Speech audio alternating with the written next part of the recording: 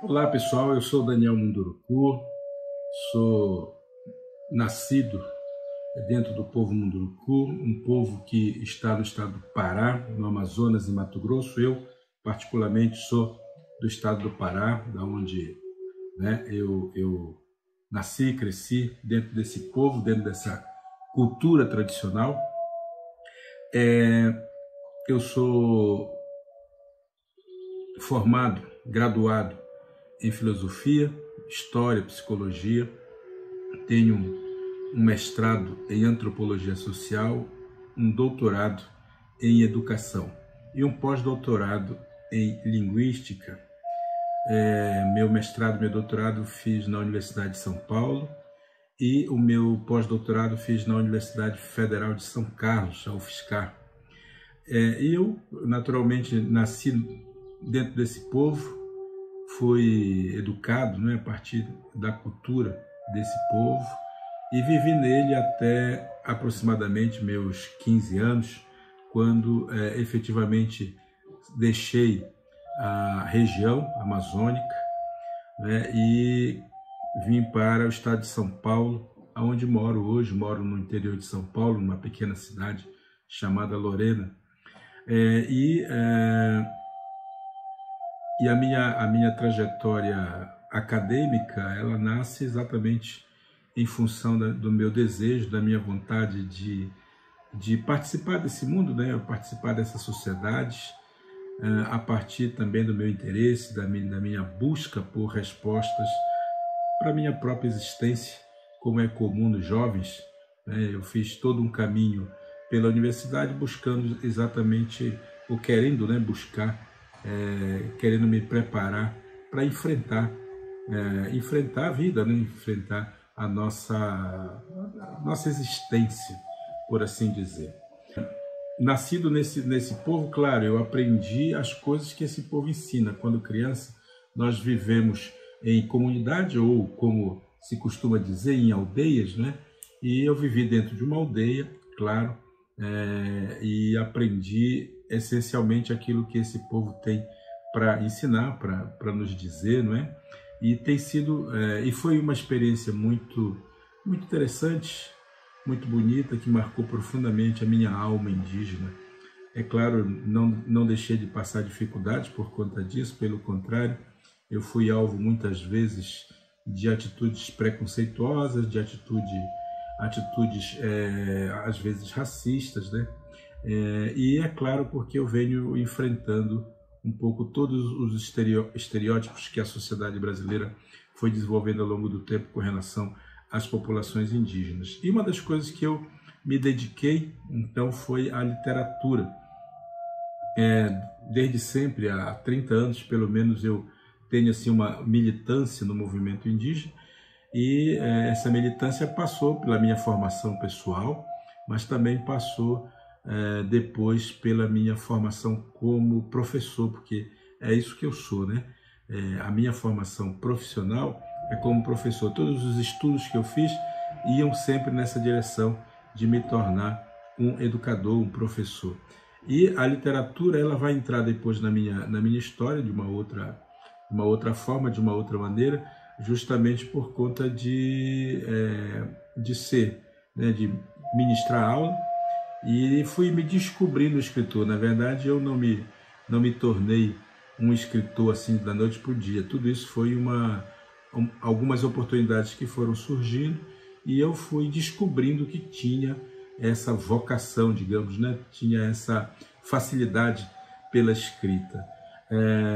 Como é que nasce essa coisa de ser escritor? Nasce exatamente em função de uma oportunidade, como eu disse, Eu era contador de história, gostava de usar as histórias como parte das minhas aulas.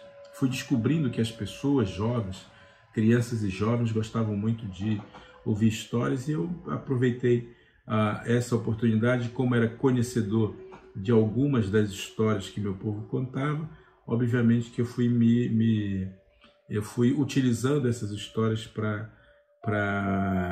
transmitir um pouco do conteúdo que me era necessário passar em sala de aula. E aí foi que nasceu basicamente o escritor, né? Eu tenho 52 livros hoje publicados, a maioria deles voltado para crianças e jovens, mas também livros para educadores, livros para adultos, romances adulto também.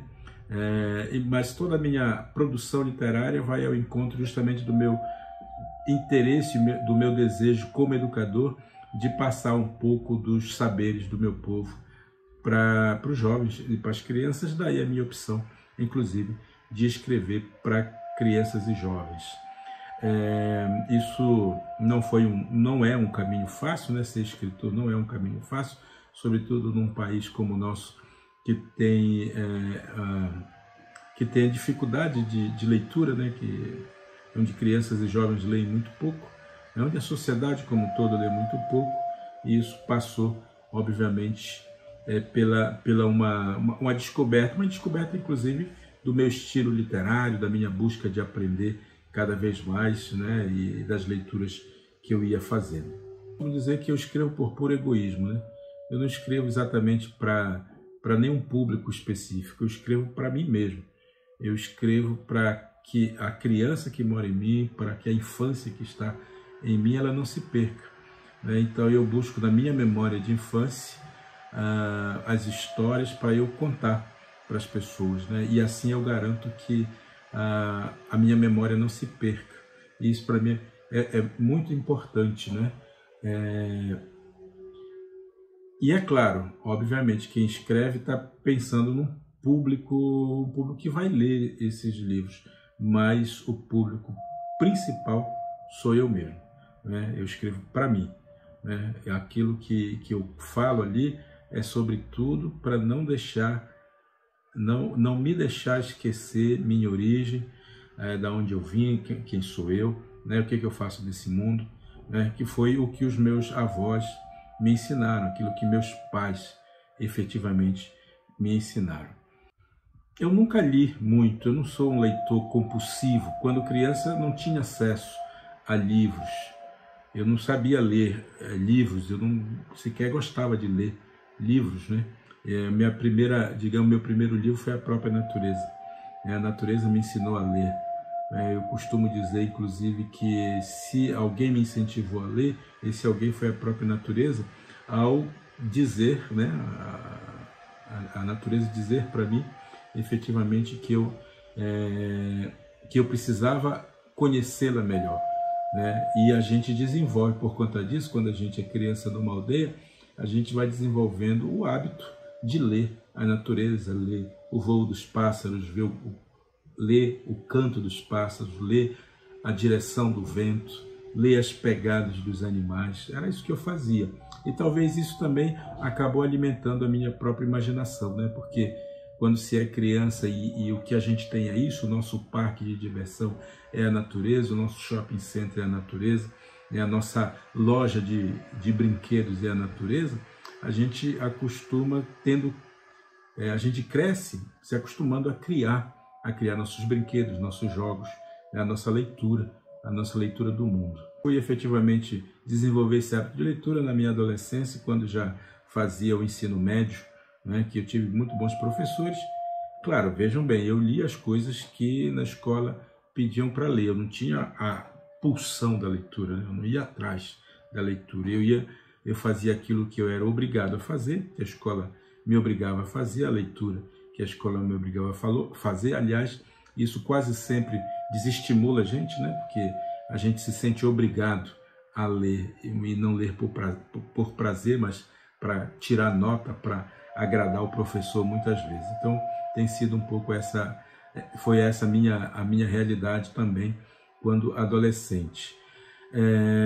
Então aí, quer dizer, na minha adolescência eu acabei criando também o gosto da leitura, vontade de ler, vontade de conhecer, até porque eu venho de uma formação um pouco cristã, católica, né? Fui criado dentro da tradição católica e isso também me ajudou muito a participar dos movimentos de juventude. E esse movimento de juventude tinha grupos de leitura, grupos de estudo. Isso me ajudava bastante a procurar leituras.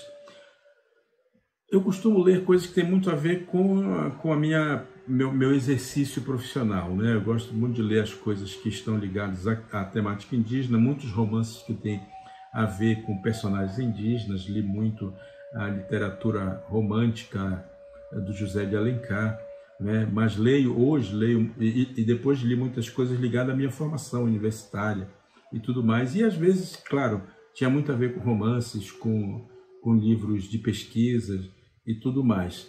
Agora, obviamente que por conta até da minha atuação na sociedade, eu fui desenvolvendo gosto por outros tipos de leitura, né? Muitos leitores nacionais, li muita coisa de fora do Brasil, mas li e leio hoje muito mais a ver com a literatura brasileira que gosto, e dessa literatura infantil juvenil que faz parte mais do meu processo, né? Do meu processo de atuação dentro da sociedade brasileira. A tradição indígena lembra sempre que nós temos na oralidade, e talvez isso tenha me ajudado muito depois a criar, né, minhas histórias, a criar os livros, a escrever os livros que eu escrevo, que tem muito a ver, obviamente, com essa questão da oralidade. Até hoje, os nossos povos, eles têm muito essa dinâmica da oralidade. Nós somos povos que falam, não somos povos que escrevem, né? Nós não temos essa dinâmica. Essa coisa de ser dono da escrita, de ter hoje uma literatura indígena, é uma coisa relativamente recente, não é? Lembrem vocês que a democracia, a abertura democrática que aconteceu em 1988 e que a gente espera que nunca mais acabe, nunca mais a gente tenha que voltar para um regime militar, para uma ditadura, né? Essa abertura deu a possibilidade de a gente aprender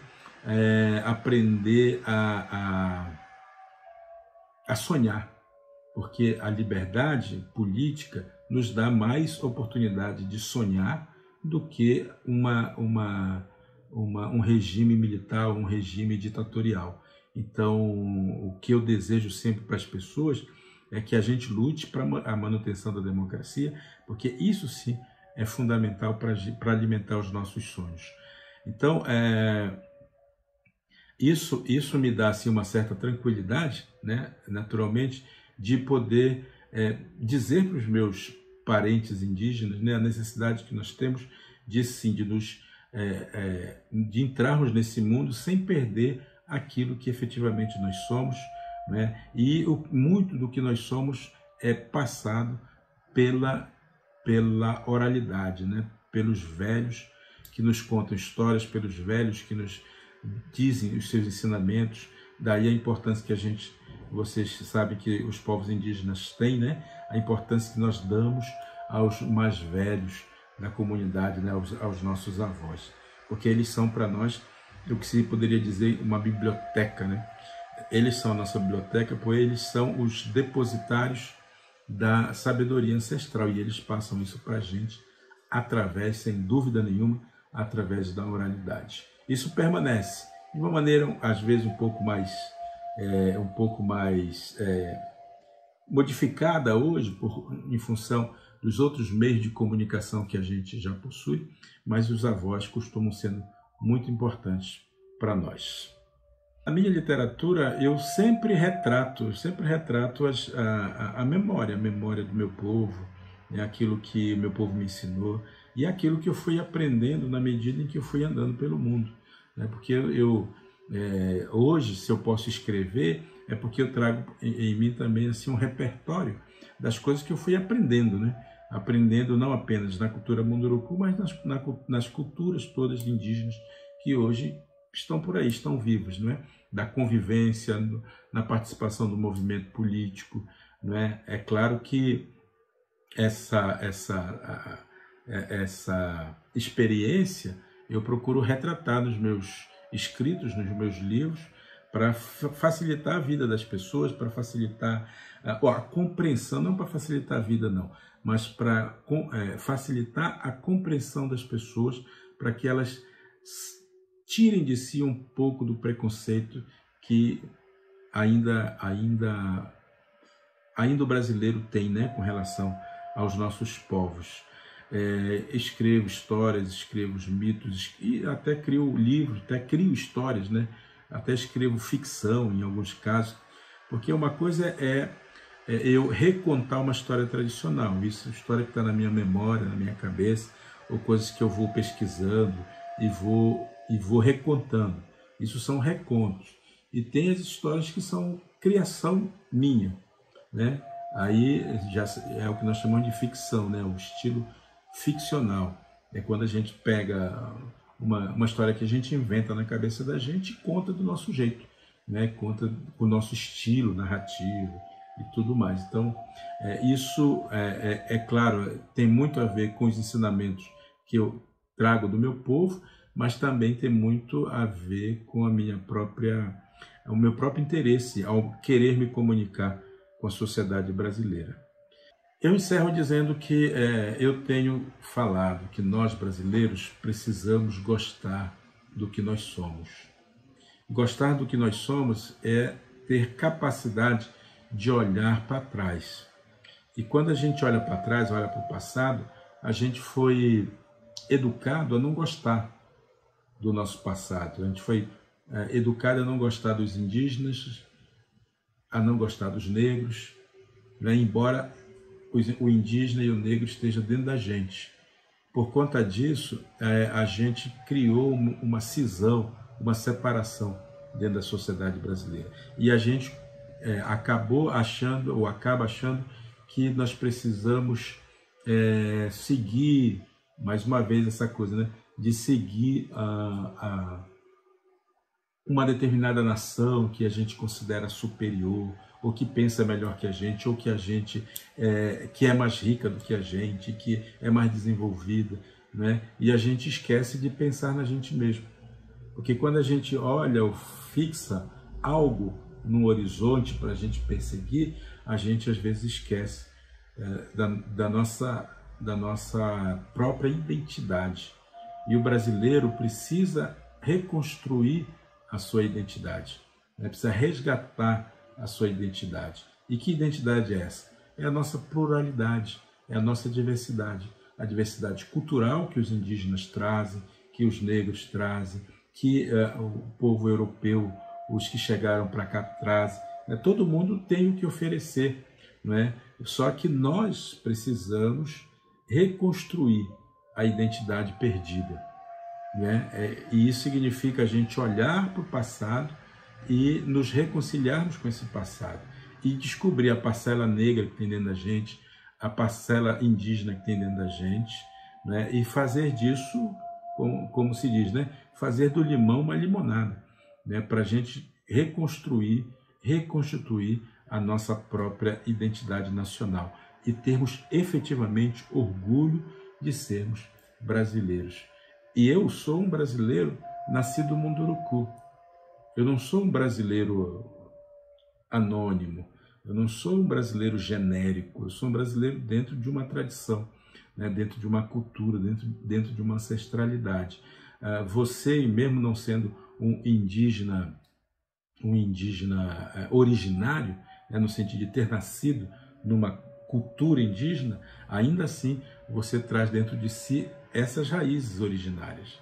E a gente não pode ter vergonha delas, nem de ter a nossa raiz originária indígena ou a nossa raiz originária africana. Isso é o que nos forma, é isso que nos dá a possibilidade de a gente construir, né? Construir um novo horizonte para o que nós queremos gerar, né? No nosso país, um novo caminho, né? E esse caminho passa pelo orgulho de ser brasileiro, né? De ser brasileiro, de pertencer a esse lugar e começar a construir essa identidade de dentro para fora, não de fora para dentro.